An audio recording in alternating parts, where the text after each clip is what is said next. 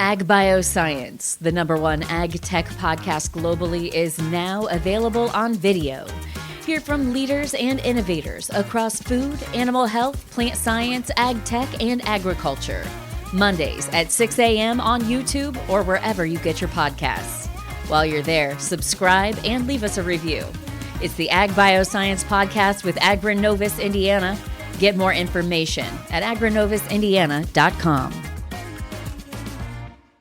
This is Inside Indiana Business Radio for the afternoon of Tuesday, June 16th, 2026. I'm Alex Braun. Chuck Sirac, founder of Fort Wayne-based Sweetwater Sound, is hoping to continue his ambition of creating a racing venue in Northeast Indiana with a project in Auburn that could ultimately represent a $250 million investment. Plans call for a racetrack to sit on 300 acres in the DeKalb County city. There'll be a road course of about 3.25 miles. But we envision people to come with their Corvettes and their Porsches and Ferraris, but also in their daily drivers and learn how to drive defensively and not have to worry about speeding tickets and that sort of thing. Sirac hopes to begin work on the $100 million first phase this year, but said the project is temporarily on hold due to issues with the current landowner. The Parke County Commissioners on Monday signed an ordinance making previously announced restrictions on future data center projects official. The restrictions include any data center facility being completely independent of the county's water system and also providing its own electricity. Commissioner Jim Meese said that while there are no current plans for a data center in the county, officials wanted to set expectations early.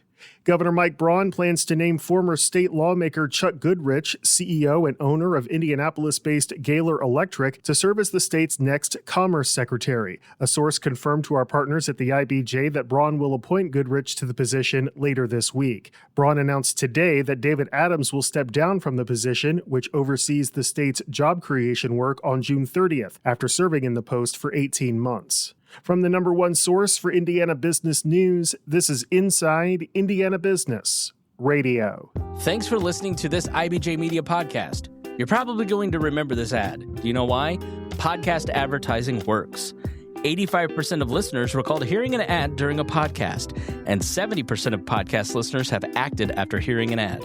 So whether you're looking to be heard across the entire IBJ Media Podcast Network, sponsor one of our shows, or just start with a 30-second ad, IBJ Media can help. Contact advertise at ibj.com to learn more.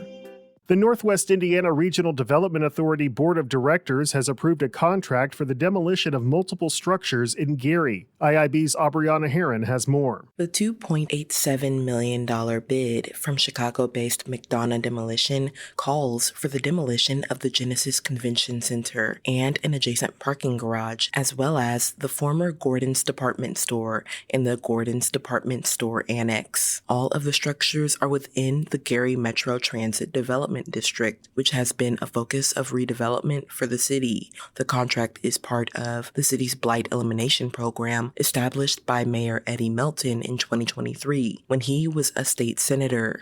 In April, city officials told the Gary Redevelopment Commission that 6 proposals for the redevelopment of the Genesis Center property had been accepted and were under review. In its request for proposals, the city said it would financially support the demolition of the Genesis Center and parking garage if the winning developer required it. It was not clear if a winning bidder had been selected and requested the demolition. A spokesperson for the city of Gary did not immediately respond to a request from Inside Indiana Business for more information. The Genesis Convention Center has been vacant since 2020 due to increasing costs to keeping it open. Aubriana Herron, Inside Indiana Business Radio.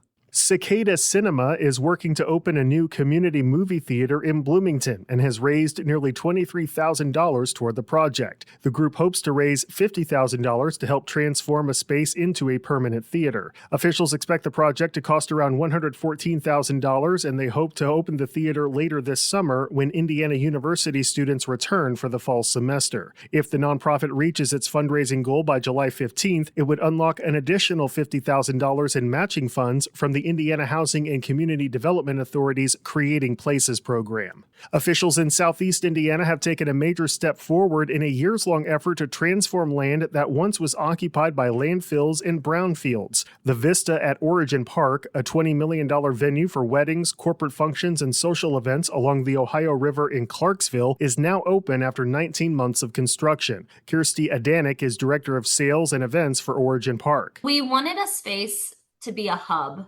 for the park, a place to kick off all walks or have programming and have community events to really drive community to the park. So this event space is not only doing that, but it's also help add to the infrastructure of what's in southern Indiana and grow the business that can be held here. She said the venue also fills a gap in size compared to other event venues in the area. Former Vice President Mike Pence is this week's guest on the Business and Beyond podcast with Gary Dick, presented by PNC, a weekly conversation with high-profile Hoosiers in business, sports and entertainment, and beyond. Available now on the IBJ Media app or your favorite podcast provider. I'm Alex Brown for Inside Indiana Business Radio on Demand.